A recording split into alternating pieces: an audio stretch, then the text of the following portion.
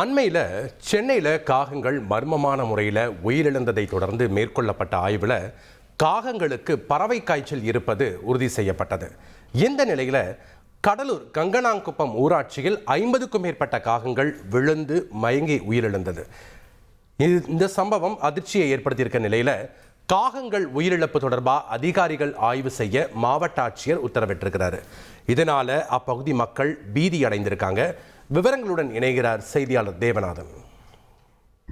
கடலூர் அருகே புதுச்சேரி சாலையில் இருக்கிற சின்ன கங்கனாங்குப்பம், பெரிய கங்கனாங்குப்பம் ஆகிய 2 பகுதிகளில் பார்த்தோம் அப்படின்னா கடந்த சில நாட்களாக அங்கங்கே சில காகங்கள் இறந்து கிடந்திருக்கு. இன்று காலையில் பார்த்தோம் அப்படின்னா 50க்கும் மேற்பட்ட காகங்கள் கும்பல் கும்பலாக அந்த பகுதியில் இறந்து கிடக்கிறதை பார்த்த அப்பகுதி கிராம மக்கள் உடனடியாக மாவட்ட நிர்வாகத்திற்கு தகவல் தெரிவிக்கிறாங்க. மேலும் பார்த்தோம் அப்படின்னா பல்வேறு வீடுகளிலும் வளர்க்கப்பட்ட கோழிகளும் அடுத்தடுத்து அந்த பகுதியில் உயிரிழந்திருக்கிறது.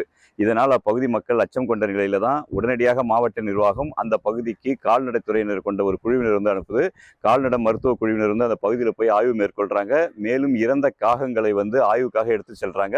அதே போல இறந்து கிடக்கும் காகங்களை பார்த்தோம் அப்படின்னா பாதுகாப்பான முறையில் அங்கிருந்து அப்புறப்படுத்தி அந்த பகுதி முழுவதும் கிருமி நாசினி தெளிக்கும் பணியானது நடைபெற்றது. சரி, இது எதற்காக இந்த காகங்கள் உயிரிழக்கிறது அப்படின்னு சொல்லிட்டு அந்த கால்நடை மருத்துவர்கிட்ட கேட்கும்போது அவங்க என்ன சொல்றாங்க, கடந்த சில தினங்களுக்கு முன்பு சென்னையில இதே போல காகங்கள் உயிரிழந்தது. அதனைத் தொடர்ந்து இதுவரையில் 9 மாவட்டங்கள்ல இதே போல காகங்கள் மற்றும் கோழிகள் உயிரிழந்த நிலையில அவற்றை நாங்கள் ஆய்வு செய்தோம். அந்த ஆய்வுல அது பறவை காய்ச்சல் என்பது உறுதி செய்யப்பட்டிருக்கு.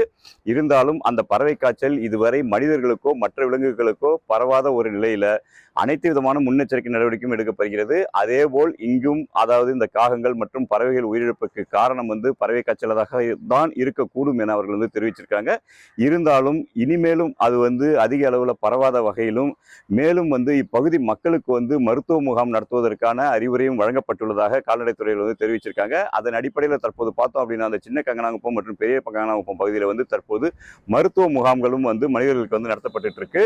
இதுவரையில் இந்த பறவை காய்ச்சல் மனிதர்களுக்கோ அல்லது மற்ற விலங்குகளுக்கோ பரவாத ஒரு நிலையில இந்த பறவை காய்ச்சலை தடுக்கும் விதமாக அனைத்து நடவடிக்கையும் எடுக்கப்பட்டு வருவதாகவும், இருந்தாலும் காகங்கள் போன்ற பறவைகள் மூலமாக இது மிக வேகமாக பரவக்கூடிய ஒரு சூழல் இருப்பதாகவும் கால்நடை மருத்துவ குழுவினர் தெரிவிச்சிருக்காங்க. நன்றி தேவநாதன், உங்களுடைய தகவல்களுக்கு.